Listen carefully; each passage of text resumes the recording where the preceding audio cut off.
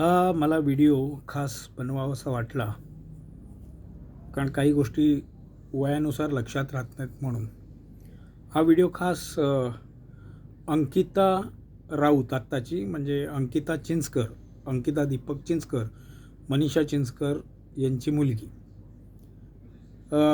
अंकिता, तुम्ही मला दिनांक 21 एप्रिल 2026 रोजी 3 पानाचं एक लेटर पाठवलं की माझ्या आईवडिलांना धमकावलं आहे, आपल्या म्हाताऱ्या आईला म्हणजे माझ्या आईला मी धमकावलं आहे आणि कॉल रेकॉर्डिंग्स घेतल्यात, अशा बरेच गोष्टीचे आरोप लावलेत. आणि जर मी माफी नाही मागितली किंवा मी शरणागतीने तर तुम्ही कोर्टात जाणार, लिगल ॲक्शन माझ्यावर घेणार. एखाद्या म्हातारीचा छळ केला, माझ्या आईवडिलांना त्रास दिला म्हणून. फॉर युअर काइंड इन्फॉर्मेशन, पहिलं म्हणजे माझं हार्टचं ऑपरेशन झालं आहे. ओके, 2 पायाची बोटं गेलेत. हे वर्षभर माझ्याबरोबर चालू आहे. आणि कॉल रेकॉर्डिंगचा प्रश्न आहे. कॉल रेकॉर्डिंग कोणी केल्या, काय केल्या, त्याचा सविस्तर मी खुलासा इथे करणार आहे. पहिलं म्हणजे मी 29 मार्च रात्री 11 वाजता गावी गेलो, मी आणि माझी पत्नी. त्याचा CDR काढता येईल तुम्हाला, कुठूनही काढू शकता. त्याच्या आधी आम्ही गेलेलोच नाही गावी त्या महिन्यात. ओके, तर आम्ही दोघंही गेलो नसतो. आणि माझ्या बायकोने कॉल करायला घेतला तर तिला तो फोन, ज्या नंबरवर तुम्ही सगळे बोलता आईशी, त्या नंबरवर आमचा कॉल रेकॉर्ड होत होता. तिने मला सांगितलं, पण मला भरोसा नव्हता. मग 6 एप्रिलला जेव्हा मी एका कार्यक्रमासाठी आणि घरच्या दाराची कुंडीत म्हणजे गावच्या घराची कुंडीत तयार करण्यासाठी गेलो होतो, तेव्हा माझा पण कॉल रेकॉर्ड होत होता हे मी बघितलं. आणि मी सगळे कॉल रेकॉर्ड माझ्याकडे घेतले. बरोबर, ते कॉल रेकॉर्ड घेतल्यानंतर मी ते बाबू म्हणजे आपला संतोषचा भाऊ, याचं 9 तारखेला निधन झालं. आणि त्याच्यानंतर मग मी ते कॉल रेकॉर्डिंग ऐकलं. मला धक्का बसला. माझ्याबद्दल सगळ्या कॉल रेकॉर्डिंग माझ्याकडे आहेत.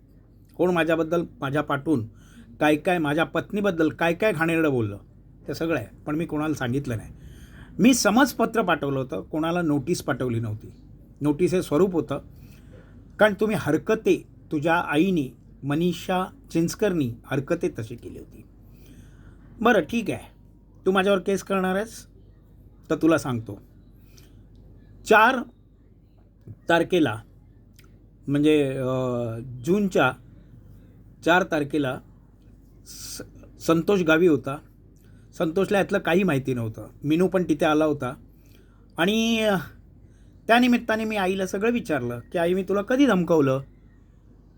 तर आई म्हणाली, नाही, तू कधीच धमकावलं नाहीस, उलट तू मला आलास आणि दवाखान्यात घेऊन गेलास, देवासारखा आला होतास. म्हटलं तुला, आणि संतोषनी हे आईला विचारलं, महेशनी या फोन रेकॉर्डिंगसाठी तुला कधी धमकावलं आहे का, की जबरदस्ती रेकॉर्डिंग केली काय? हा पहिला प्रश्न. तिथे संतोष, स्वप्नील आणि मीनू हे तिघेही तिथे साक्षीदार आहेत. पहिली गोष्ट, आईनी नाही म्हणून सांगितलं, मला कधीच धमकावलेलं नाही. हा एक मुद्दा क्लिअर झाला. दुसरा गोष्ट, तो फोन सेट जो आहे, तो हँडसेट जो आहे, तो माझ्या बायकोचा आहे, गीता दळवीचा आहे. तो मोबाईल नंबर आहे, तो मी आईला घेऊन दिला आहे, तुम्ही लोकांनी नाही. माझा कॉल रेकॉर्ड माझ्या फोनला जर मी ऐकला तर तो गुन्हा होत नाही. ओके, ते कॉल रेकॉर्ड मी घेतले. बरं, मी जर 29 मार्चला माझी बायकोने मी रात्री गेलो आहे, तर मग 18 मार्चपासूनची रेकॉर्डिंग तिथे कशी आली? हा मुद्दा आहे ना. मग 18 मार्चपासूनचे माझ्याकडे रेकॉर्डिंग आले. मग 18 मार्चला किंवा 17 मार्चला तो रेकॉर्डिंगवर फोन कोणी टाकला, हा मुद्द्याचा गोष्ट आहे. मग 17, 18, 19 मार्चला तिथे कोण होतं? मी CDR काढणार. माझ्या घराच्या लोकेशन टॉवरला कोणाकोणाचे फोन ॲक्टिव्ह होते ते मी बघणार. ओके, ही गोष्ट झाली. आणि त्याच्यात नावं येतील, ती समोर येतील. त्याच्या पुढचा मुद्दा, एक कॉल रेकॉर्डिंग माझ्याकडे आहे, मनीषा चिंचकर आणि मीना दळवी म्हणजे माझे आई यांच्याबद्दल बोलताना या दोघांबद्दल संभाषण आहे, तेव्हा मनीषा चिंचकरनी त्या माणसाचं नाव घेतलं आहे ज्यांनी हे कॉल रेकॉर्डिंगला टाकले. बरोबर. मुद्दा नंबर 4 झाला. हे 4 मुद्दे झाले. आणि एवढंच सगळं करून तुझा काही या गोष्टीशी संबंध नसताना दुसरी गोष्ट, ती वडिलोपार्जित प्रॉपर्टी नाही आहे, ती माझ्या भावाची आणि माझी आम्हाला बक्षीसपत्र दिलेली संतोष भोसलेची मेहरबानी आहे. ती आम्हा दोघांना दिले आणि रितसर आत्ता ते आम्ही वेगवेगळं करून घेतलं आहे. ही 5वी गोष्ट. तुम्हाला कुठलाही अधिकार तिथे येऊन माच करण्याचा नाही आहे. तुमची वडिलोपार्जित प्रॉपर्टी नाही. 6वी गोष्ट, तुझा काही संबंध नसताना तू मला ही धमकी दिलीस. आज मी सुद्धा सिनियर सिटीजन आहे, मला हा त्रास आहे. मी सुद्धा कोर्टात जाऊन तुला अब्रू नुकसानीचा दावा तुझ्यावर ठोकू शकतो आणि तुला कोर्टात खेचू शकतो. फक्त मी संयम पाळला का? मला ते आवडत नाही. मी मराठ्याची औलाद आहे. आमच्या घरात आपल्या लेकीबाळींना कोर्टात नेण्याची पद्धत नाही.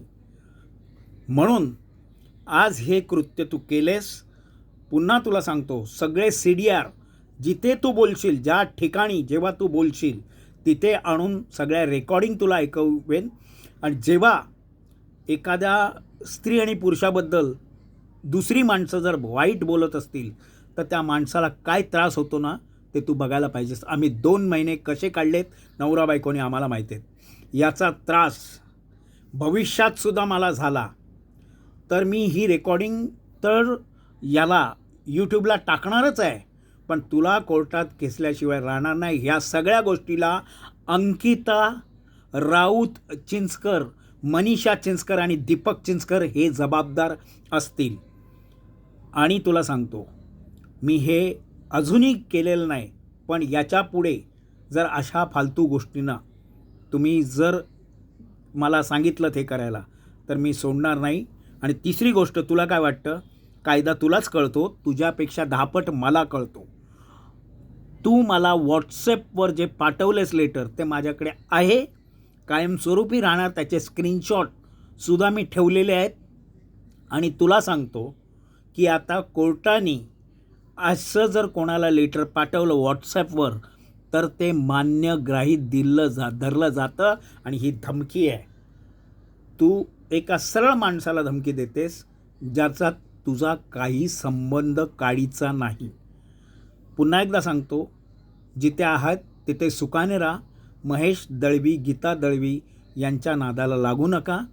माझ्या घराची पायरी, साजाच्या घराची माझी पायरी, याच्या पुढे चालायची नाही. तुम्हाला जर शरम असेल तर माझा बाथरूम, माझा बेडरूम, ज्याला तुम्ही घाणघाण नावं ठेवलेत ना, तिथे यायचं नाही. जय महाराष्ट्र.